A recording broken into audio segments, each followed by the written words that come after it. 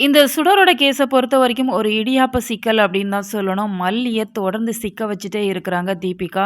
தீபிகாவ பொறுத்தவரைக்கும் அவங்க தம்பியோட இறப்புக்கு காரணமா இருக்கிறாங்க அப்படிங்கிறதெல்லாம் மல்லி மேல பயங்கர கோபத்துல இருக்கிறாங்க. அதனால ஒரு சின்ன க்ளூ கிடைச்சா கூட போதும் அவங்கள அரெஸ்ட் பண்ணி உள்ள வச்சிடணும் அப்படிங்கிற மாரி தான் அவங்க தொடர்ந்து சுத்தி சுத்தி அவங்களே வந்துட்டுருக்காங்க. இந்த தருணத்துல நம்ம விஜய் அதெல்லாம் பார்த்துட்டு சும்மா இருப்பாங்களா? அவங்களோட லாயர் தீபன கூட்டிட்டு இப்போ போலீஸ் ஸ்டேஷன் போயிருக்கிறாங்க.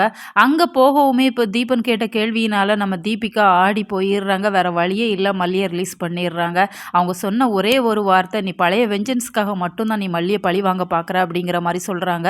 இதனால இப்ப தீபிகா அவங்கள விட்டுடுறாங்க அப்படின்னு சொன்னாலுமே, வீட்டுக்கு வரவுமே விஜய், மல்லி 2 பேருமே தீபன் கிட்ட தொடர்ந்து கொஸ்டின் கேட்டுட்டே தான் இருக்கிறாங்க.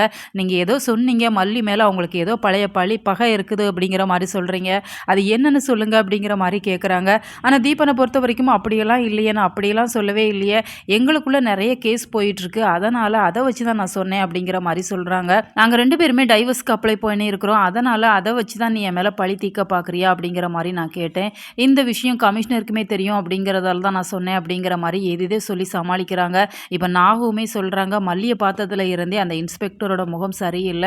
மல்லி மேல அவ்ளோ கோபத்த காமிக்கிறாங்க. ஏதோ ஒரு காரணம் இருக்கு. நீங்க சொல்லுங்க அப்படிங்கிற மாரி தொடர்ந்து வீட்ல இருக்கிற எல்லாருமே அவங்க கிட்ட ரிக்வெஸ்ட் பண்ணி கேட்குறாங்க.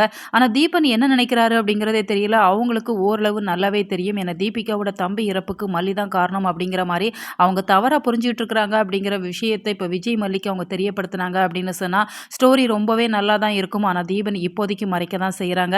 எவ்வளோ நாளைக்கு அவங்க மறைக்க தான் செய்வாங்க. கூடிய சீக்கிரம் நடந்த விஷயத்த விஜய், மல்லி 2 பேர்கிட்டயுமே தீபன் வெளிக்கொண்டு வர தான் போறாங்க. ஸோ ஸ்டோரி லைன பொறுத்தவரைக்கும் அப்கமிங்ல நிச்சயமா சூப்பரா இருக்கும். நீங்க இத எப்படி பார்க்குறீங்க? உங்களோட கருத்துக்கள கமெண்ட்ல தெரியப்படுத்துங்க. மேலும் இது போன்ற வீடியோக்களுக்கு நம்ம சேனல சப்ஸ்கிரைப் பண்ணுங்க.